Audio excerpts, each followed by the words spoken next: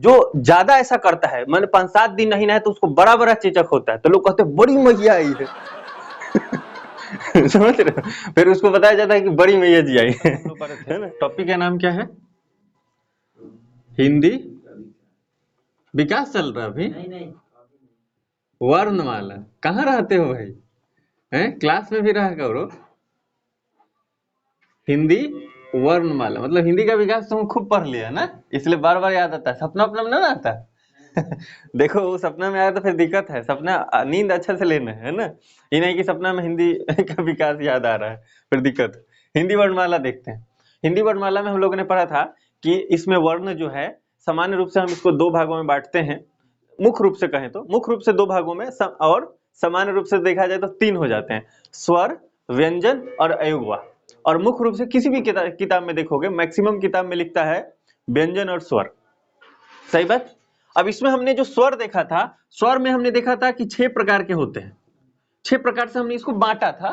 सभी स्वर को, जो 11 स्वर थे उनको 6 प्रकार से बांटा था। जीवा के आधार पे, मुख विवर के आधार पे, है ना, जाति के आधार पे, उत्पत्ति के आधार पे, ऐसे टोटल कितने थे? 6। फिर व्यंजन में हमने देखा था, और अयोगा में तो अंग और अनुस्वार और विसर्ग 2 होते हैं, उसमें कोई विशेष नहीं है। व्यंजन में हमने आपको बताया था कि ये 4 प्रकार से हम इसको बांटते हैं। और इसमें जो पहला वर्गीकरण था उसमें हम लोगों ने देखा सामान्य वर्गीकरण, है ना, ये हम देख चुके हैं हम लोग। समान वर्गीकरण में हमने क्या बताया था आपको? एक तो वर्गीय व्यंजन आ जाता है ना, एक वर्गीय व्यंजन या स्पर्श व्यंजन इसको बोलते हैं। और क्या था? अंतस्य व्यंजन, अंतस्थ व्यंजन था। उसके बाद क्या था? उष्म, उष्म या उष्मीय व्यंजन, उष्मीय व्यंजन। और क्या था? हाँ, संयुक्त व्यंजन। संयुक्त व्यंजन के बाद था उत्क्षिप्त, उत्क्षिप्त व्यंजन, जिसको द्विगु भी कहा गया था। तो ये 5 प्रकार से किसको? व्यंजन 4 प्रकार के होते हैं, जिसमें पहला वर्गीकरण था सामान्य वर्गीकरण। तो इस तरह से हमने बांटा था। और आपको मैं अगला बताया था कि एक हम लोग बांटेंगे वायु के आधार पर या प्राण के आधार पे, है ना। किस आधार पे? प्राण। प्राण का मतलब होता है वायु, है ना, परिवाची शब्द है। तो प्राण के आधार पे हमने कहा। उसके बाद हमने कहा घोष के आधार पे, जब हम बोलते हैं तो कंपन होता है या नहीं स्वर यंत्रियों में। ऐसा होगा ना कि कोई वर्ण का उच्चारण करेंगे तो स्वर यंत्रियों में कंपन होगा, और कोई ऐसा बोलेंगे जिसमें कंपन नहीं होगा। तो इस आधार पे बांटते हैं। और एक अगला आधार क्या था? उच्चारण स्थान। क्या था? उच्चारण स्थान। तो उच्चारण स्थान वाला तो हम पढ़ चुके हैं। अब हमने आपको क्या कहा कि सामान्य वर्गीकरण तो हमने देखा था, पर उच्चारण स्थान के आधार पर जब हमने वर्गीकरण किया था तो केवल व्यंजन का ही नहीं पढ़ा, इसमें स्वर का भी पढ़ लिया था, है ना। इसी तरह से प्राण के आधार पर व्यंजन को हम वर्गीकृत करते हैं, लेकिन किसी वर्ण का उच्चारण करेंगे तो हवा किस प्रकार से निकल रही, पूरा निकल रहा है, आधा निकल रहा है, स्वर यंत्र में घर्षण, ये कंपन हो रहा है कि नहीं हो रहा, इस सब आधार पर देखते हैं। तो केवल इसमें व्यंजन वाले ही नहीं आते, स्वर वाले वर्ण भी आ जाते हैं। तो जब हम इस तीनों का वर्गीकरण पढ़ते हैं ना, तो साथ में जो भी 52 वर्ण है हमारे हिंदी शब्दकोश में, उन सबको पढ़ते हैं। ठीक है। तो ऐसा हम जब प्राण के आधार पर पढ़ेंगे तो ये नहीं पढ़ेंगे कि उसमें केवल व्यंजन को लेकर पढ़ेंगे, स्वर वाले को भी पढ़ लेंगे। लेकिन अगर आपसे कोई बोलता है कि स्वर, स्वर तो 6 प्रकार से हमने बांटा था, लेकिन अगर कोई पूछता है कि व्यंजन को हम कितने आधार पर बांट सकते हैं, तो अभी सर्व सहमति है कि 4 प्रकार से हम उसको बांट सकते हैं। और आधार उसका क्या है? एक तो समान रूप से बांट सकते हैं, जिसमें 5 प्रकार आते हैं। फिर एक वायु के आधार पे या प्राण के आधार पे, प्राण तत्व के आधार पे बांट सकते हैं। प्राण तत्व का क्या मतलब होता है? वायु ही, है ना, प्राण तत्व। तो प्राण तत्व का क्या अर्थ है? वायु। वायु के आधार पर, घोष के आधार पर, है ना, और उसके बाद उच्चारण स्थान के आधार पर। उच्चारण स्थान के आधार पर कि कौन सा कंठ्य वर्ण है, कौन सा तालव्य वर्ण है, कौन सा दंतोष्ठ वर्ण है ना, ओष्ठ वर्ण कौन सा है, इस तरह से इसमें आता है। ठीक। तो ये सारी चीजें हमने देखा था। आज हम लोग को अब 2 टॉपिक बच गया है, प्राण के आधार पे और घोष के आधार पे। और लास्ट में हमारा टॉपिक बच जाएगा अनुनाद और संगम। तो 4 टॉपिक कवर करना है आज।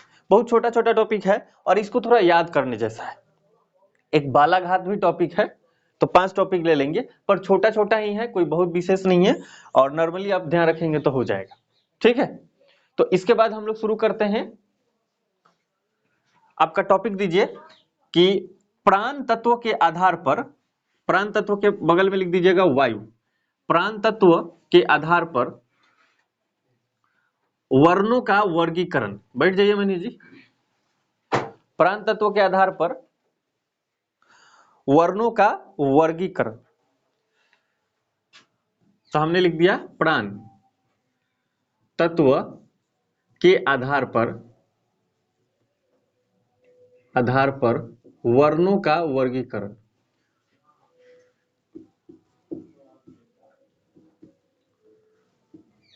वर्णों का वर्गीकरण, वर्णों का वर्गीकरण हो गया। अब देखो ये जो प्राण तत्व है या प्राण कह रहे हैं, है ना, या फिर वायु कह रहे हैं, तो इसके आधार पर जब हम बांटते हैं वर्णों को, तो इसमें हमारे पास दो आधार है। एक को बोलते हैं अल्प प्राण, क्या बोलते हैं? अल्प प्राण। और दूसरा है महाप्राण।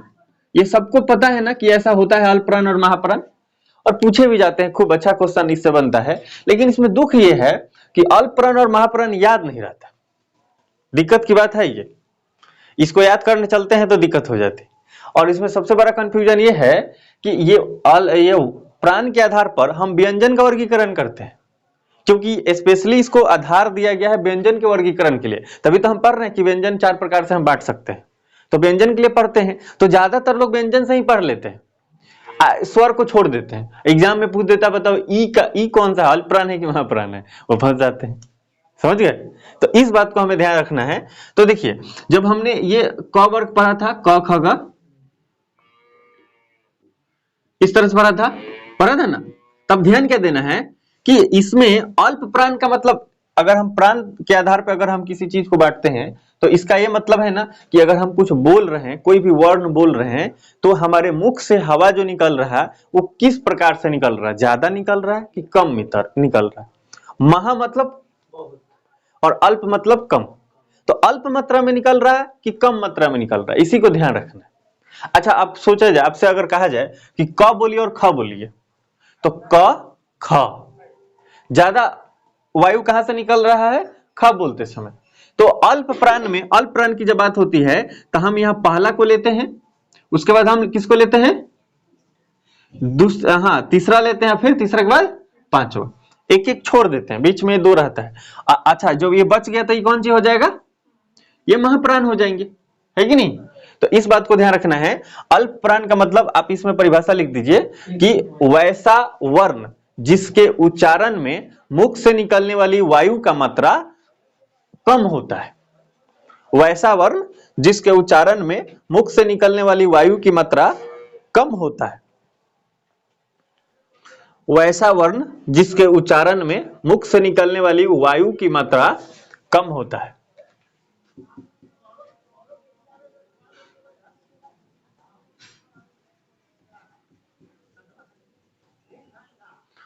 ठीक है, वैसा वर्ण जिसके उच्चारण में मुख से निकलने वाली वायु की मात्रा कम होता है।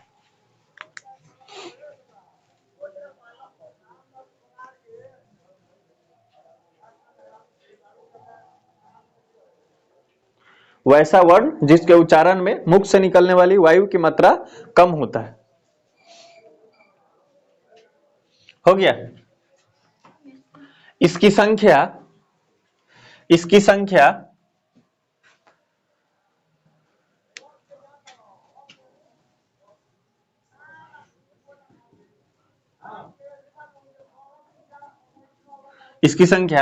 ये 19 + 11 होती है। 19 + 11, 19 + 11, देख लो यहां बोर्ड पे लिखा मैंने, 19 + 11, 19 + 11 होता है।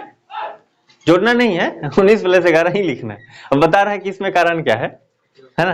दो तीन किताब पढ़ने के बाद ये दुख दूर हुआ है, तो इसलिए इसी तरह से लिखा करो। अभी मैं कारण बता रहा हूं, लिख लिए इतना।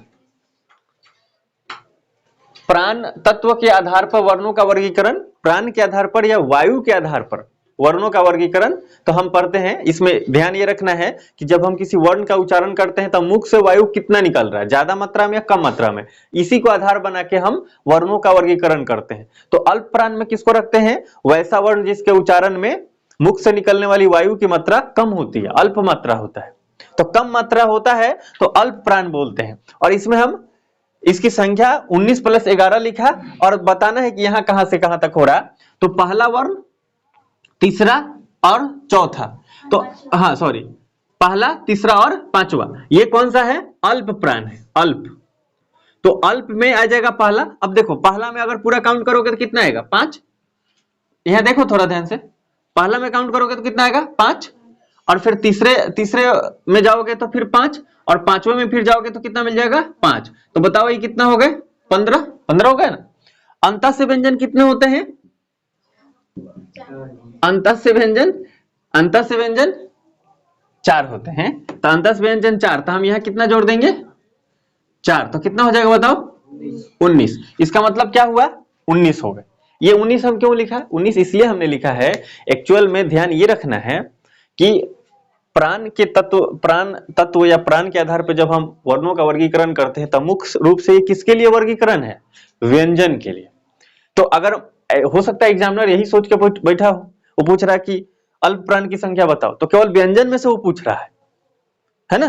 तो व्यंजन में से जब पूछ रहा है तो हम ध्यान देंगे, तो 19 जहां दिखेगा तो हम 19 मार देंगे। लेकिन हो सकता है पूरा सम करके बताए, सम करके एक साथ में बोले कि बताओ कितना है, तो उस केस में हमको क्या करना है? इसको जोड़ के बोलना है।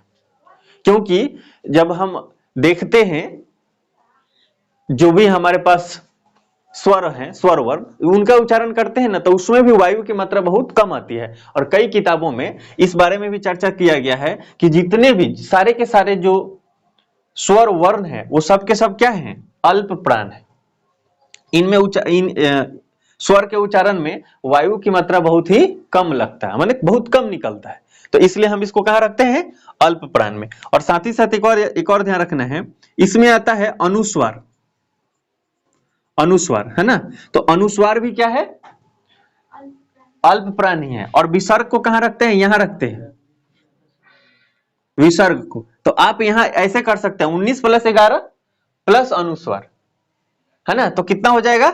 20 और 11 20 और 11 30 होता है, 31 होता है। मैथ भी पढ़ते चलो, खाली हिंदी में ना पढ़े रहो, थोड़ा मैथ भी पढ़ना है है ना। तो ये अब कुल मिला के हो जाएंगे कितना? 31।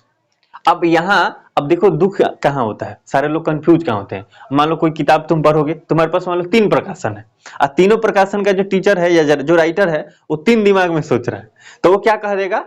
अल्प प्राण की कुल संख्या इतनी होती है, और वो कितना कह दिया? 19। और किसी किताब में देखा तो उसमें अल्प प्राण की संख्या 31 कर दिया, किसी किताब में 30 भी कर देंगे। क्यों? वो अनुस्वार और विसर्ग को छोड़ देते, वो कहते हैं 19 + 11। अब बच्चा यहाँ छितरा जाता है, वो कहता है अरे तेरी, अब क्या करें फिर वो सोच में पड़ जाता है, समझ रहे हो। तो मेरे जैसा आदमी होता है क्या करता है? सब समझ लेते, कहते जो कंडीशन होगा उस आधार पर देख लेंगे, पढ़ लेते हैं पहले, है ना। तो अब समझ में अल्प प्राण का मतलब, अल्प प्राण वैसे वर्ण जिसके उच्चारण में मुख से निकलने वाली वायु की मात्रा कम होती है, लिटिल, है ना। अब कम होता है तो उसको अल्प प्राण कह देंगे। इनकी संख्या के बारे में बात किया जाए तो आपको ध्यान रखना है कि वर्गीय व्यंजन में पहला, प्रथम वर्ण, फिर तीसरा और फिर पांचवा, तो 5-5 को होता है, इसलिए 15। और अंतस्य व्यंजन 4, 19 हो गए। और उसके बाद सभी स्वर और अनुस्वार, तो इसमें ही आपको ध्यान रखना है, ठीक है। तो आप यहाँ क्या लिखोगे? नीचे संख्या में आप ये लिख दो 19 + 11 प्लस अनुस्वार। और नीचे ये आप ऐसे कर सकते हो, ये वाला भी आप लिख सकते हो कि क वर्ग में ऐसे करके ये 2500 लिख दो, पहले जल्दी से 2500 जल्दी से लिख दो, ऐसा बॉक्स बना देना है। तो आप अल्प प्राण जब लिख रहे हो ना, तो ये ख पे बॉक्स नहीं बनाना है, क पे बॉक्स बनाना है, ठीक है। इस पे बॉक्स बना दो, फिर ये इस पे बॉक्स बना दो, लिख दोगे तो बढ़िया रहेगा, एक बार लिख दो, कोई बुरी बात नहीं है ना। और ऐसा बॉक्स बना दो, पूरा नहीं लिखोगे तो भी चल जाएगा, क ख ग ऐसे 3-5 तक लिख दो। और इसी में क के लिए नीचे बॉक्स बना दो, घ पे ग पे बना दो, और उसके बाद अंगा पे बॉक्स बना दो, नीचे 5-5 लिख दो। फिर उधर साइड में आप 15 लिख सकते हो, और नीचे लिख दो अंतस्य व्यंजन में 4,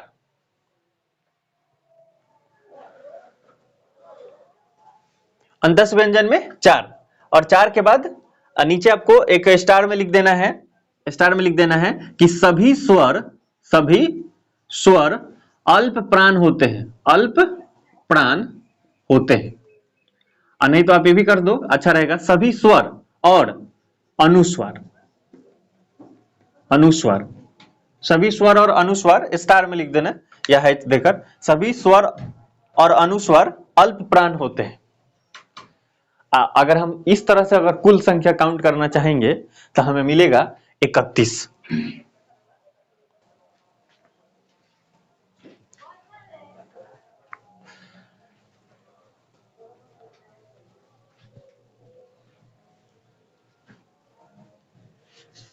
हो गया? थोड़ा फास्ट लिखा करो।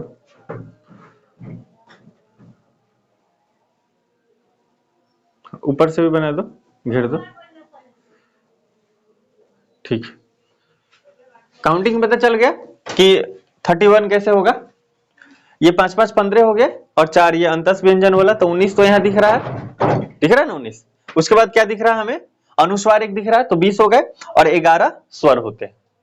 तो अब ध्यान क्या रखना है, अगर जब भी आपसे पूछा जाए कि प्राण के आधार पर वर्णों की संख्या कितनी होती है तो सही करना है 19। पर मान लो ऑप्शन में 19 है ही नहीं, हमें दिख रहा है 30 और 31, तो हम 31 मारेंगे। ठीक है, अगर 31 के अलावा और 29 दिख जाए, है ना, तो उस कंडीशन में वो भी सोच रहा है पढ़ लेते हैं। देखो कितना, मतलब जीव जंतु भी सोच रहा है कि पढ़ना जरूरी है, लेकिन हम लोग नहीं सोच पा रहे है ना। बताओ, यही बात है। देखो एक्चुअल में वो चाहा कि हम पढ़ लेते हैं, आप लोग भगा दिए इसलिए वो चला गया। जीव जंतु को भी पता है कि भाई पढ़ना बहुत जरूरी है। चलो, अब अगर आपसे पूछा जाए कि महाप्राण की संख्या कितनी है, तो आप सोच के देखो, जो शेष बच गए वो सब महाप्राण है। तो हमारे पास जो बच जाएंगे वो क्या बचेंगे, एक तो यहां बचेंगे, तो इनमें आप देखोगे 5 और यहां 5, तो कितना हो जाएंगे 10। तो 5 5 10 हो गए। उसके बाद उष्ण व्यंजन पढ़ा था ना, उष्ण व्यंजन कितना था, 3। उष्ण व्यंजन, उष्ण व्यंजन की संख्या कितनी थी, तो ये कितना हो जाएगा 14, है ना। और इसमें विसर्ग ध्यान रखना है, विसर्ग। आप कहोगे कि संयुक्त व्यंजन कहां गया, कक्षा रह गया, तो उसको इसमें नहीं लिया गया है। और विसर्ग और अनुस्वार भी कई किताबों में नहीं लिया गया है, लेकिन एक किताब हमें मिला था उसमें लिया गया है ना। तो ध्यान ये रखना है कि अगर आपसे कोई पूछता है महाप्राण की संख्या कितनी है, तो हम कहेंगे 14। और देखो एक्चुअल में हम आपको ये नहीं मान के पढ़ा रहे हैं कि आप 12वीं में पढ़ रहे हो, है ना। मैं ये मान के पढ़ रहा हूं कि हिंदी आज के बाद जीवन में फिर नहीं पढ़ना है, 2-4 किताबों से मैंने पढ़ के आपको कंप्लीट बता दिया। बस ये सारे चीज अगर ध्यान रखोगे ना, तो जब क्वेश्चन आता है ना, तो आप ऑप्शन देख के सही कर सकते हैं, क्योंकि हर लोगों की अपनी अपनी समझ है। किसी भी एक टॉपिक पे अलग अलग लोग अलग अलग विचार रखते हैं और उस आधार पे क्वेश्चन बनते हैं। कौन जाने किस आधार पे क्वेश्चन आ जाए, किस विचार पे, है कि नहीं। अब मान लो, क्योंकि अब देखो साइंटिस्ट कैसे होते हैं, मैथ साइंस में कैसे होते हैं, वो बोलते हैं किसी चीज को फलना चीज, है ना।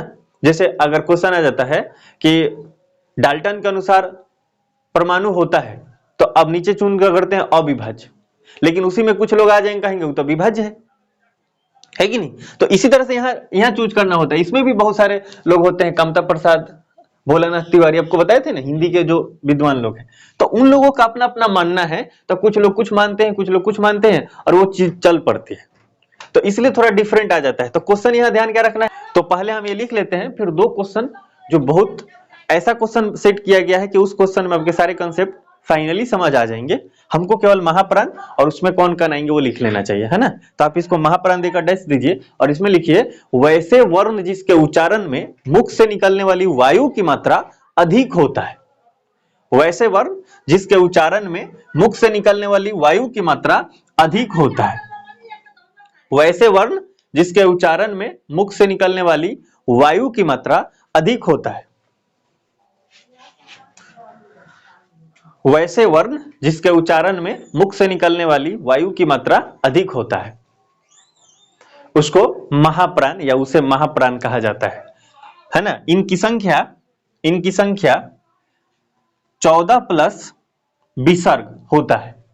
विसर्ग को भी कर लेंगे, 14 प्लस विसर्ग, 14 प्लस विसर्ग होता है, 14 धन विसर्ग हो गया इतना। और इतना लिखने के बाद नीचे आपको ये बनाना है फिर क ख ग घ ङ।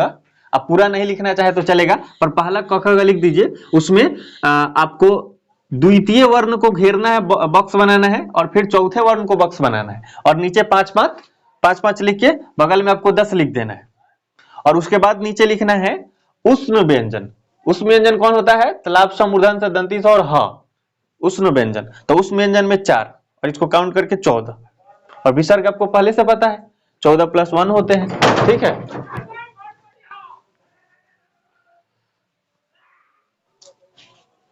हो गया क्या? मिटाएं इसको।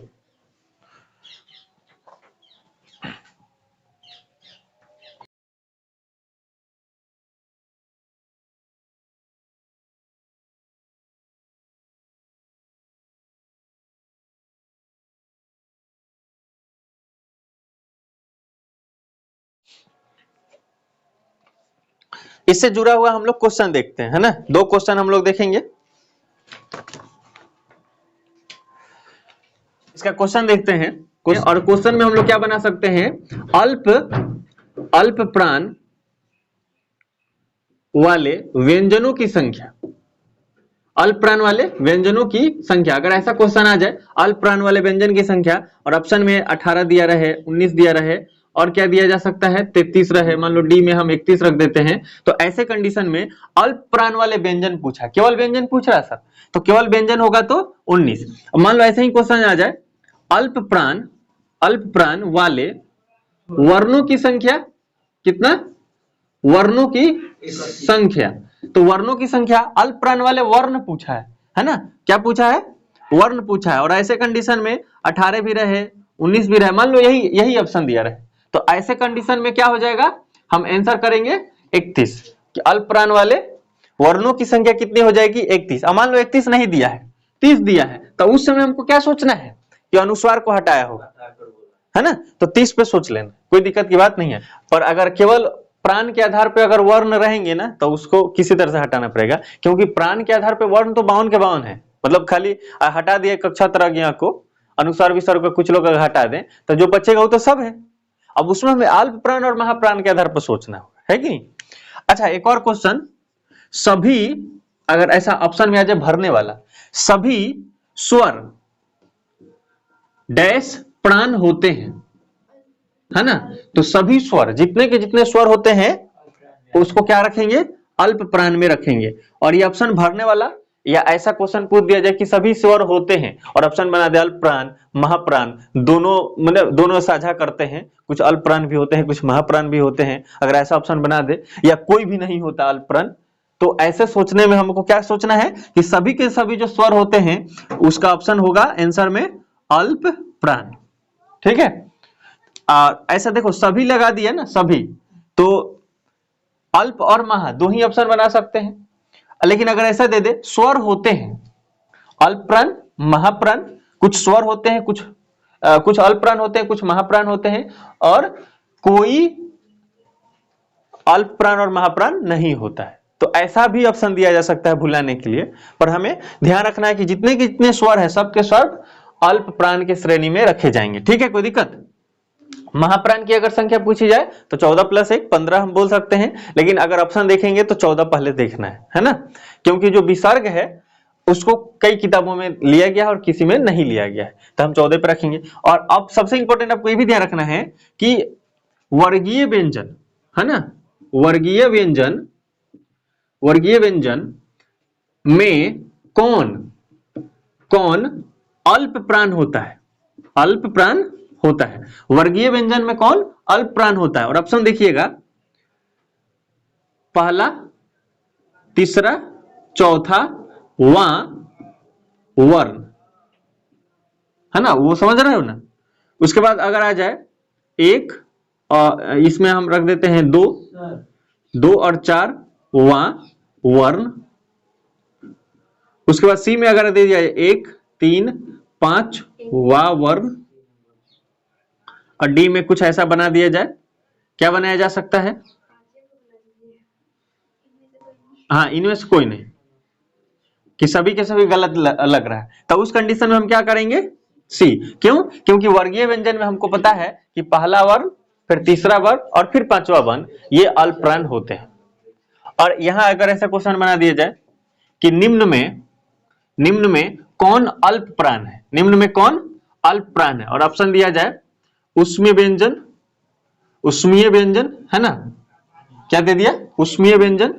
उसके बाद बी नंबर में दे दिया कि संयुक्त व्यंजन, और हमने क्या कौन सा व्यंजन पढ़ा था, उष्मीय व्यंजन पढ़ा था, अंतस्थ व्यंजन भी एक पढ़ा था ना, अंतस्थ व्यंजन यहां रहता है अंतस्थ व्यंजन, तो एक हमने अंतस्थ व्यंजन पढ़ लिया। और बताओ एक और ऑप्शन कोई बनाना चाह रहे, क्वेश्चन क्या है, याद है क्वेश्चन, निम्न में कौन अल्प प्राण है, निम्न में कौन अल्प प्राण है, और डी में हम लोग बना रहे हैं सभी स्वर। अब आपसे कूट दिया गया, कोड दिया गया, कोड, ये बहुत है नहीं, अभी तो आप पहली बार देख रहे हो ना कि खाली एबीसीडी में से कोई मारना रहता है, लेकिन अच्छे एग्जाम में जाओगे ना तो कहते हैं बताओ निम्न में कौन अल्प प्राण है, या ऐसा कोई भी क्वेश्चन बनाएंगे और एबीसी देते हैं, फिर कोड बनाते हैं, है ना, फिर पूछते हैं कि इस कोड में से बताओ कौन सही है।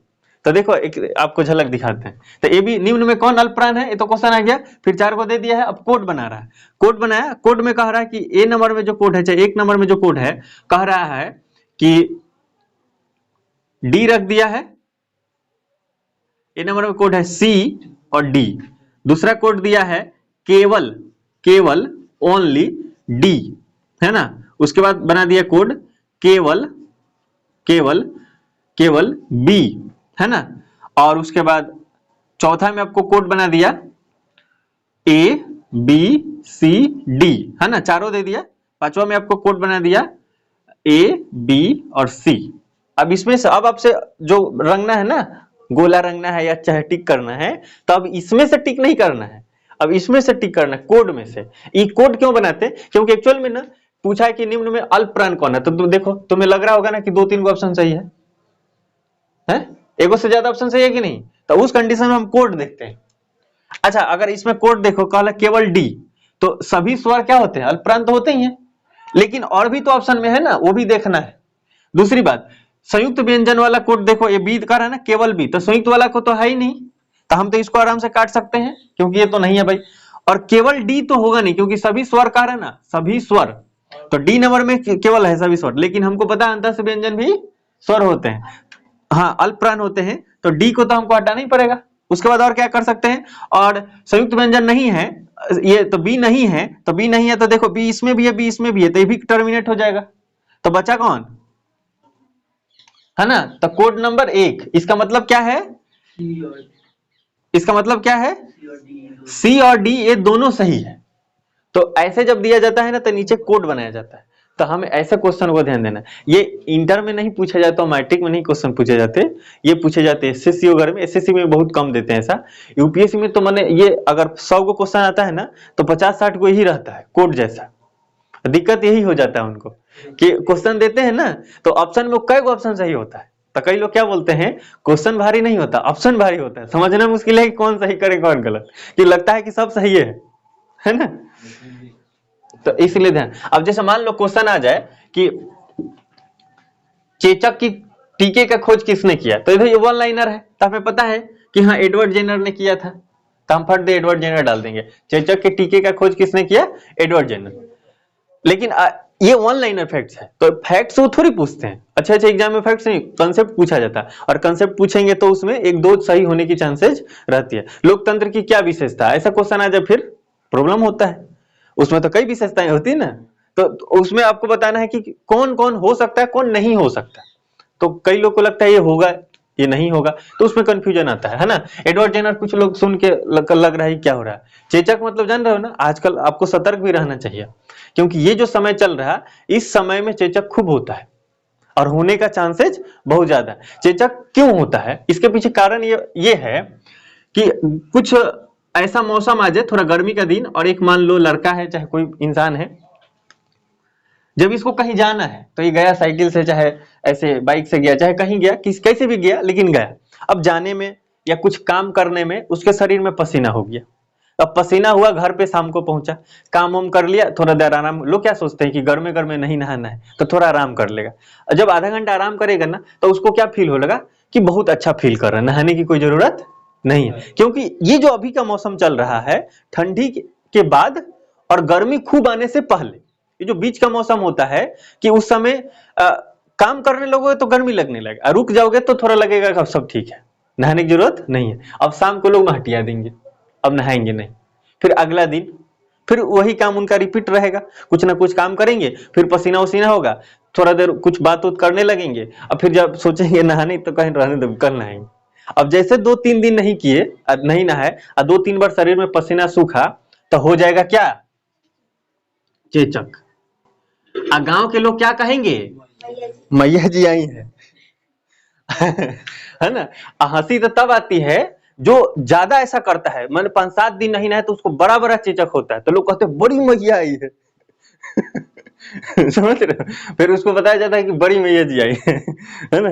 तो उस कंडीशन में ऐसा दिन ना देखना पड़े, इसलिए हम लोग को क्या करना चाहिए, इस इंसान को बोलना चाहिए कि भाई देखो रोज नहीं नहा रहे हो चलेगा, डेली नहाना जरूरी नहीं है, कई लोग पानी भी बचाते हैं है ना, रोज नहीं नहाते हो चलेगा, लेकिन जिस दिन काम किया और तुम्हें थोड़ा भी फील है कि शरीर में पसीना हुआ है तो न मानते हुए भी चाहे कुछ भी हो जाए स्नान तो करना जरूरी है। मैं तुम्हें बताऊं, मैं जब 10वीं में था, 10वीं पढ़ रहा था, एग्जाम चल रहा था मेरा 10वीं में हाई स्कूल में, तो एक एक दिन 3 दिन कंटिन्यू एग्जाम था, तो हम गए एग्जाम देने, है ना। अब एग्जाम एक्चुअल में ये जो है ना ठंडी आने से थोड़ा सा पहले भी होगा, जब मौसम चेंज होता है ना, ठंडी का मौसम है और एक बार एक गर्मी का मौसम है, तो इसके बीच का जो समय होगा, फिर अगला बरसात आएगा ना, उसके पहले का जो समय होगा ठंडी के बाद, मतलब ये कई बार साल में, एक ये नहीं कि केवल ठंडी और गर्मी के बीच में ही होगा, ठंडी जब खूब पड़ने वाला होगा उससे पहले भी तो ऐसा समय चलेगा ना, जब हम काम कर लेंगे खूब थोड़ी देर बाद लगेगा नॉर्मल है सब, तो ये साल में कम से कम 2 बार तो आएगा ही आएगा। तो इस कंडीशन में, इस ऐसे समय पे आपको हमेशा सतर्क रहना चाहिए। तो जब मैं 10वीं का जो सेंटअप एग्जाम दे रहा था तो खूब ठंडी पड़ने से पहले होता है ना, तो उस कंडीशन में क्या हुआ, 3 दिन हम लगातार एग्जाम देने गए और पढ़ने की धुंध में नहाना ही भूल गए, और साइकिल से हम लोग जाते थे 6 किलोमीटर। उसके बाद जब 3-4 दिन बाद ऐसा हुआ तो पता चला चेचक हो गया, उसके बाद हम पहला दिन, अब उस समय तो हो गया, अब क्या कर सकते हैं, है ना। फिर उसके बाद हमने सोचा आज के बाद जीवन में चेचक नहीं होगा तो जब भी कुछ होता है ना, थोड़ा सा हमको लगता है पसीना हुआ तो नहा लो, उस दिन पक्का ही नहाते हैं, इसमें कोई शक नहीं कहीं से कहीं तक, और आज तक नहीं हुआ है, और भगवान करे अगर मेरा ये सारा सिस्टम ठीक चलता रहा तो नहीं होगा। अभी जो तुमको मेरे साथ बता रहे हैं ना चेचक नहीं होने का, एडवर्ड जेनर साहब 1796 में टीका का खोज कर दिए हैं, तो हम दवा खाएंगे ठीक हो जाएगा, इसमें कोई शक नहीं है। और कई गांव वाले तो कहते दवा नहीं खाना है, तो और बढ़ जाता है, तो पहले वाली बात थी। और देखो कब खोजा गया है चेचक की दवा, तो हमें दवा खा सकते हैं, कोई दिक्कत की बात नहीं है, लेकिन ऐसा ही बीमारी है कि इसमें ठंडी आपको फील होना चाहिए, मतलब नीम ओम के पत्ता पर आपको गांव में सुलाया जाता है, पूजा वूजा भी आपके साथ होता है, तो ये बढ़िया है, ऐसे भी ठीक हो जाता है। लेकिन मान लो अति कर दिया हो, 10 दिन नहीं नहाया हो इंसान, अब बड़े बड़े चेचक हो गया, पूरे शरीर में परेशान है, तो दवा उसको खाना चाहिए, नहीं तो वो मरेगा फिर फिर लोग बोलेगा मैया जी ले गई है ना। तो बचना जरूरी है, और इससे बचने का उपाय क्या है, समय समय पे आपको नहाना चाहिए, और कुछ अच्छे कंपनी का आते हैं सॉप वगैरह आता है, जो आप यूज करोगे तो ये सब चीजें ठीक रहेगी। तो आपको ध्यान रखना है कैसे मौसम में, जब नर्म मौसम होता है और उस समय थोड़ा महटिया मन न करता, महटिया दो ना, क्या ना होगा महटिया दो 2-3 दिन चल, देखो जब खूब गर्मी पड़ने लगेगा ना तो इंसान ना चाहते हुए दिन में 2 बार नहा लेता है, एक बार तो नहाएगा ही नहाएगा जब खूब गर्मी पड़ने लगे, उसको खूब मन करता है। जब कई लोग जाते हैं कल पे तो कहते हैं अब नहाते रहो फिर तो ऐसा होता है, उनको कहो कि पानी जियान हो, बोले कि तुम्हारा पानी है उनको जितना मन उतना करते हैं। लेकिन जब ऐसा नर्म जब मौसम होता है ना तो वो खुद वही इंसान महटिया देता है ना। तुम कहोगे अच्छा अगर आपसे रेशियो पूछा जाए, बड़े लोग को ज्यादा चेचक होता है कि छोटे बच्चे को, तुम क्या देखे हो, छोटे को होता है। छोटे को क्यों होता, वो आतंकवादी प्रवृत्ति का होता है, सब छन्ने में यहाँ छन्ने में वहां कूद के जाता है, दौड़ता है, थोड़े अगर उसको चॉकलेट लेना है तो पूरा पसीना निकाल लेगा चॉकलेट छीनने में, है ना। और उसके बाद फिर घूम रहा है, अब घूम रहा है फिर यही दिक्कत होगा। तो ये आपको ध्यान रखना चाहिए, वो बच्चे को भी ध्यान रखना है कि देखो कि बच्चा अगर ज्यादा आतंकवादी प्रवृत्ति से एथी कर लिया है, संलिप्त हो गया है, तो उस कंडीशन में हमको उसको एक बार पकड़ के किसी तरह से, है ना, किसी तरह से करना चाहिए, है ना। तो ये हमारा था और चेचक की कहानी, तो ध्यान रखना है, ठीक है। कोई दिक्कत किसी को? क्वेश्चन भी आप देख लिए, ये कूट वाला भी क्वेश्चन देख लिए, ये सारे क्वेश्चन समझ में आ गया। अब हम लोग को घोष के आधार पे पढ़ना है ना।